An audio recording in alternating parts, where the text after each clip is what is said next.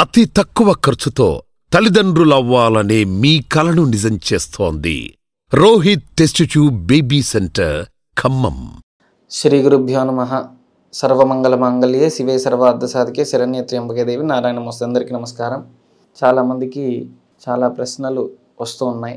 దానిలో భాగంగా చూసుకుంటే అసలైన ప్రశ్న ఏంటంటే, మనకి మంచి రోజులు వస్తున్నాయా లేదంటే చెడు రోజులు వస్తున్నాయా అనేది మనకి ఎలా తెలుస్తుంది అంటే, చాలామందికి జాతకపరంగా జాతక చక్రం చూసి జాతకంలో మహర్దశలు, అంతర్దశలు, సూక్ష్మదశ, పరాణదశ ఇవన్నీ చూసి చెప్పేవాళ్ళు కొంతమంది అయితే, హస్తాన్ని చూసి హస్తంలో ఉన్న జాతక రేఖలు చూసి హస్తరేఖలు చూసి అలా చెప్పేవాళ్ళు కొంతమంది అయితే, ముఖ కవలికలు ముఖ సంబంధిత విషయాలు తెలిసి అదేవిధంగా మంత్రోపాసన ద్వారా తెలియజేసే కొన్ని విషయాలు అయితే, అసలు ముందు మనకి ప్రారంభం అంటే మంచి చెడు ఎలా తెలుస్తుంది అంటే, మనం ఒక గృహంలో నివసిస్తుంటే కనుక అది పాతపడినైన గృహమైనా సరే, ఒక 10 సంవత్సరాల వరకు ఆ గృహంలో ఉన్నప్పుడు మనకి ఎలాంటి ఇబ్బందులు కలగకపోయినా, అంటే ధనపరంగా ఇబ్బందులు కలగచ్చు కానీ మిగతా ఆరోగ్యపరంగా ఏ సమస్యలు లేకుండా ఉండి మంచి ఆరోగ్యంగా ఉండి ధనపరంగా స్వల్పంగా ప్రాబ్లంగా ఉన్నందుకు కొంతమంది ఏం చేస్తారంటే ఇల్లు మారాలని ఆలోచిస్తారు. సహజంగా మనకి చెడు మంచి మన చేతుల్లోనే ఉంటుంది ఖచ్చితంగా. కాబట్టి ఎప్పుడైతే వాళ్ళు ఇల్లు మారుతారో సహజంగా కొంతమందికి ఏమవుతూ ఉంటుందంటే, ఇల్లు మారిన దగ్గర నుంచి ఇంట్లో అనారోగ్యం రావటం, ఇబ్బందులు కలుగుతూ ఉండటం, శారీరకంగా మానసికంగా అన్ని విధాలుగా ఇబ్బందులు కలుగుతూ ఉంటాయి.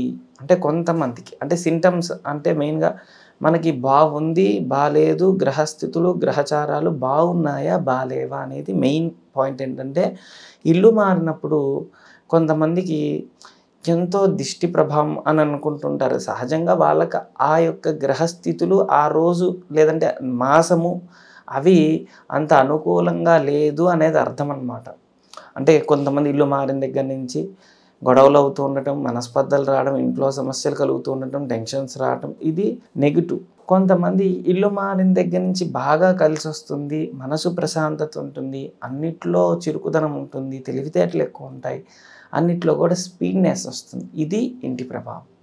అంటే మన యొక్క గ్రహస్థితులు మంచి చెడు అనేది మన చేతిలోనే ఉంది. అయితే ఇది తెలుసుకొని ఏంటండి, ఇది ఇప్పుడు మాకు తెలిసింది ఉపయోగం ఏంటంటే చాలా ఉపయోగం ఉంది. అలా ఇల్లు మారిన తర్వాత నుంచి ఇంట్లో ఆరోగ్య సమస్యలు, అనారోగ్య ప్రభావాలు ఎక్కువగా లోనవుతూ ఉంటే, మనం చేసే చాలామంది కొంతమంది నేను బిజినెస్ మారాలా లేదంటే ఉద్యోగం మారాలా లేదంటే బిజినెస్లో ఏదన్నా పెట్టుబడి పెట్టి ఇంకొక డెవలప్మెంట్ అవ్వాలని ఆలోచిస్తూ ఉంటారు.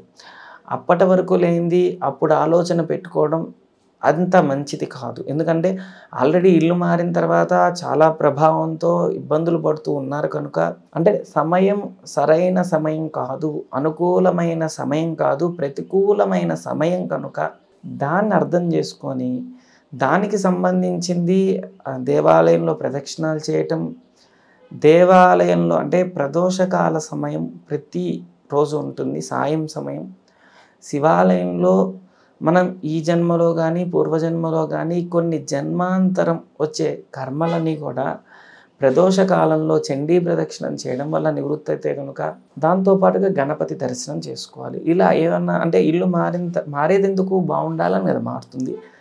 అలా మారిన తర్వాత ఏదైనా ఆటంకాలు కలిగితే దాని అర్థం మనకి సరైన సమయం కాదు అని అర్థం. అందుకు చేసే ఉద్యోగం మానేయకూడదు, పెట్టుబడి పెట్టిన వ్యాపారం అంటే కొంతమంది అప్పటికప్పుడు మరి వ్యాపారాలు ఇలాంటివి పెట్టకూడదు. సమయం బాగాలేదు కనుక ఒక 11 రోజుల వరకు సాయంత్రం పూట ప్రదోష కాలంలో స్వామివారికి ఈశ్వరుడికి చండీ ప్రదక్షిణం చేయాలి. గణపతికి బుధవారం అవకాశం ఉంటే గరిక దొరుకుతుంది ఎక్కడైనా సరే, అది తీసుకొని స్వచ్ఛమైన గరిక తీసుకెళ్ళి గణపతికి దండలాగా తయారు చేయించి వేయచ్చు, లేదంటే అష్టోత్తరానికి వాడేటట్టు ద్రవ్యం ఇవ్వచ్చు అన్నమాట గరిక. దాంతోపాటుగా బుధవారం రోజు ఒక బెల్లం ముక్క గణపతికి నైవేద్యం పెట్టి, స్వామి వ్యాపారం అవ్వచ్చు ఉద్యోగం అవ్వచ్చు అన్నిట్లో కూడా మరి మేమంటూ స్థిరపడాలి కనుక మమ్మల్ని అనుగ్రహించు స్వామి మనస్ఫూర్తిగా వేడుకోండి, అన్నిట్లో కూడా శుభం కలుగుతుంది. ఎప్పుడైతే ఈ సింటమ్స్ ఏంటంటే మన టైం బాగాలేదు అని తెలియాలంటే ముందు ఇల్లు మారటం అనేది ఆలోచననే టైం బాగాలేనట్టు. ఎందుకంటే 20 సంవత్సరాలు ఒక ఇంట్లో ఉన్నప్పుడు ఎంతో బాగుండి ఆరోగ్యంగా ఉన్నప్పుడు ఆ ఇల్లు మారాము అంటే ఆ ఇల్లు మనల్ని ఎంత కాపాడింది అది చాలామంది మర్చిపోతారు. పక్కకి వెళ్ళిన తర్వాత నుంచి ఆ ఎఫెక్ట్ పడి కాళ్ళ నొప్పులు రావడం, తలకాయ నొప్పి రావడం, టెన్షన్స్ ఎక్కువైపోవడం, మనస్పర్ధలు రావడం ఇలాంటివి జరిగే అవకాశం ఉంటుంది కొంతమందికి. కాబట్టి ఇంటి ప్రభావం ఎంతైతే ఉంటుందో మనకి గ్రహస్థితి ప్రభావం కూడా అలానే ఉంటుంది కనుక ఇది ఆచరించండి. గణపతి ఆరాధన చేయండి, ఈశ్వర ఆరాధన చేయండి, అన్నిట్లో కూడా శుభం కలుగుతుందన్నమాట. ఓం శ్రీ దత్తాయ నమః. ఓం శ్రీ దత్తాత్రేయాయ నమః.